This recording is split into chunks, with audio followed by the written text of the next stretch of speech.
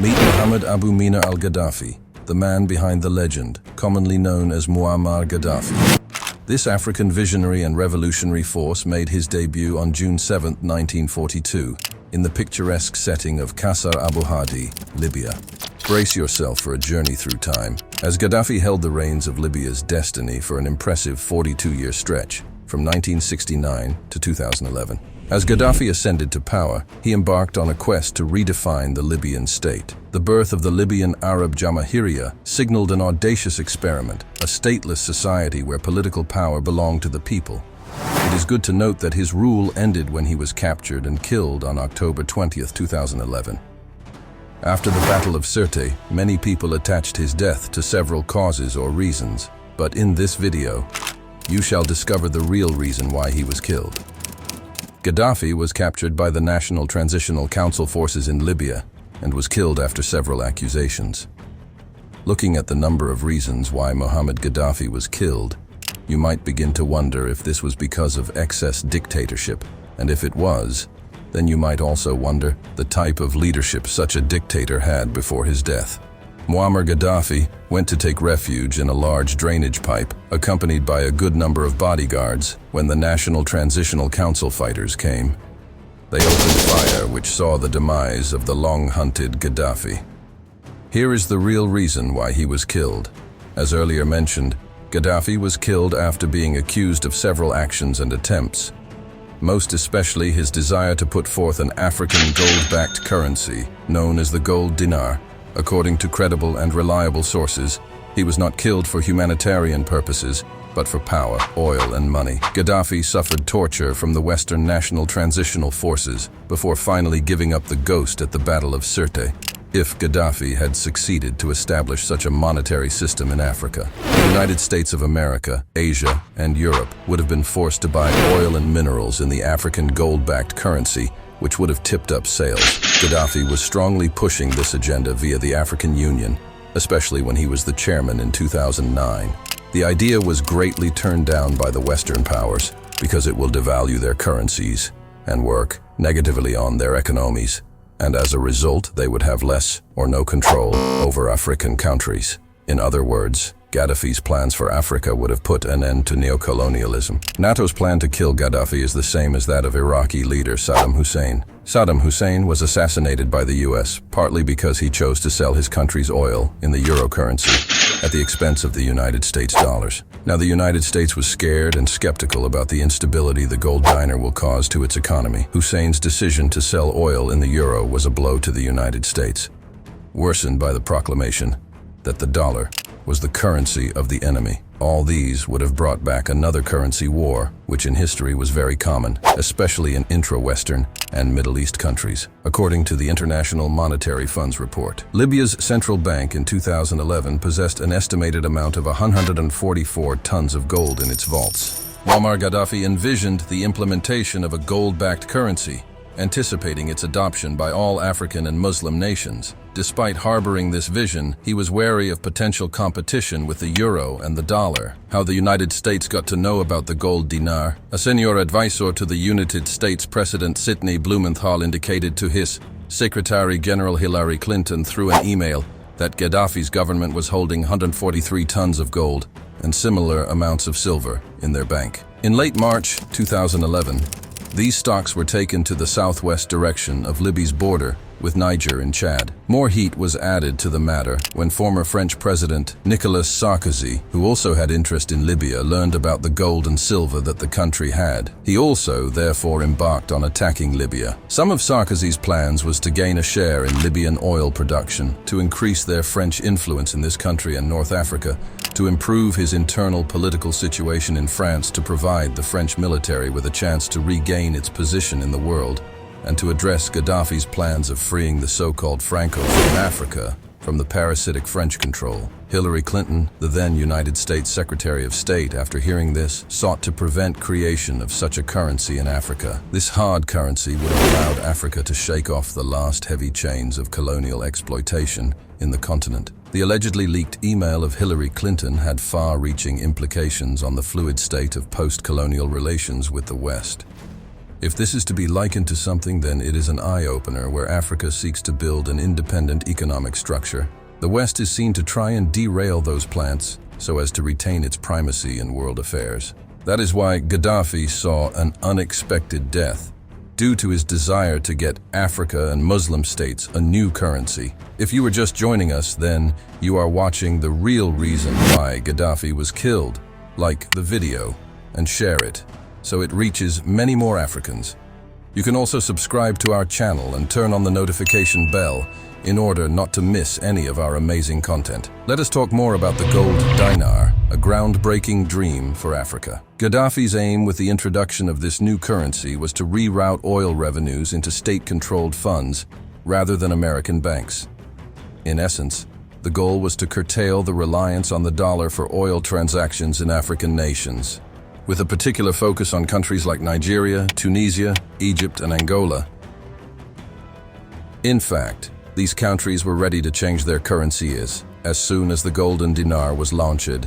Unfortunately, in March 2011, NATO, or the North Atlantic Treaty Organization coalition forces, began a military action in Libya in the name of freedom and humanitarian concerns. Unfortunately, many ignorant Libyans listened and believed the Western media instead of backing their leader. Gaddafi succeeded to rule Libya for over 42 years because he managed to gain support of many Libyan tribes by providing them with free water, almost free gasoline, free health system, as well as cheap and affordable education. The passing of Gaddafi signaled the conclusion of an African dream. Muammar Gaddafi sought to distance himself from American influence in his oil dealings by advocating for the golden dinar. Initiating a project for this currency, he garnered substantial support from fellow African nations eager to join his cause. This was an African dream, but at the same time it was going to be a nightmare for Western banking, which greatly benefits the USA and most European countries. The North Atlantic Treaty Organization's forces were involved in Gaddafi's capture, while the Libyan military were also on the ground to enhance defense. The NATO forces opened fire in a pipeline hideout, where Gaddafi was seeking refuge, wounding him on the leg and back.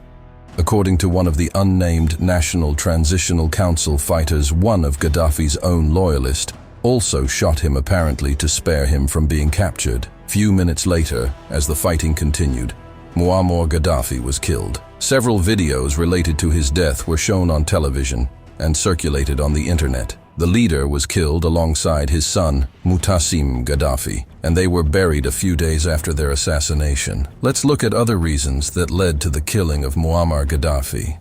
Besides all what you have watched about why Muammar Gaddafi was killed, there are also points from credible media sources that facilitated this process as a strong and very dynamic leader loved by the people of Libya. There were some things Gaddafi did for the people which were not pleasing in the eyes of his opponents. One, in Libya there was no payment for electricity during Gaddafi's reign. Electricity was free for all citizens. Fuel, education, and healthcare were almost free or close to nothing for most Libyans to afford. 2.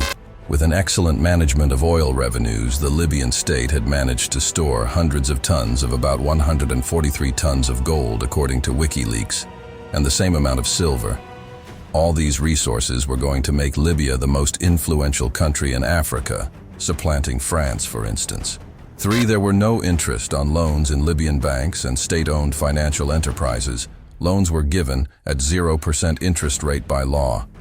4. Living in a house was a must-have issue for all Libyans.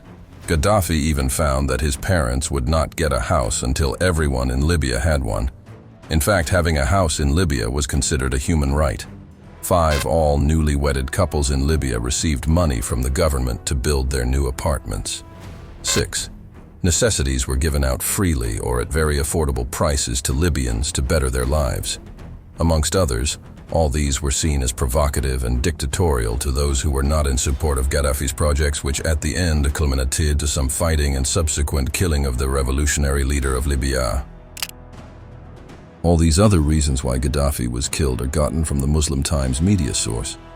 Gaddafi even carried out the world's largest irrigation project in Libya, the Great Man-Made River. This project utilized giant pipes to send fresh water from the Nubian sandstone aquifer system, fossil aquifer, across Libya, and it was fully funded by the Libyan government. No loans from the INF or China. Unfortunately, NATO forces intentionally and under strict orders destroyed this irrigation system, and even went further to destroy the factory or the pipes for this project were manufactured. This was a project that was aimed at helping Libyans. So why destroy it? If your goal is to free the same Libyans. That is how you saw it on this video, titled "The Real Reason Why Gaddafi Was Killed." We hope you now have ample facts to back your doubts after watching for a quick summary. Although Muammar Gaddafi had his own personal shortcomings, what is widely known about him by people in Libya and Africa was that he was at the verge of getting Africa out of external control, as you have just watched. Many sources gave different ideas about the real reason why Gaddafi was killed, which normally were based on what they perceived about the whole situation of establishing a new currency in Africa. Several biographers and observers characterized Gaddafi as a populist. He was well known for appearing on screens, severally to answer questions that people asked him. As a highly esteemed figure, Gaddafi dominated Libyan politics for 4 decades and was a subject of a pervasive cult of personalities.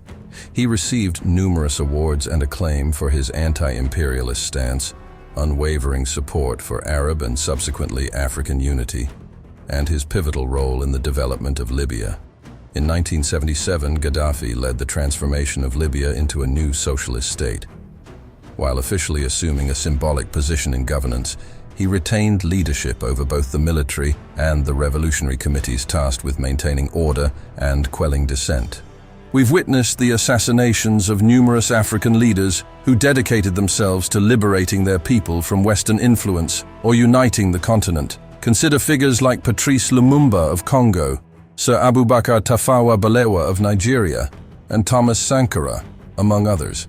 History seems to be echoing itself, albeit with changing actors. Africans must resist external influences and collaborate with their leaders to foster development within their nations. If you found this video intriguing, please show your support with a like. What ramifications do you believe Gaddafi's death has had on Africa? Was standing against Gaddafi a colossal mistake for Libyans when he needed their support the most? Which present-day African leader possesses the boldness to undertake what Gaddafi was doing for the continent? Did Gaddafi's dream of the African gold dinar perish with him? These are questions demanding answers from our African leaders.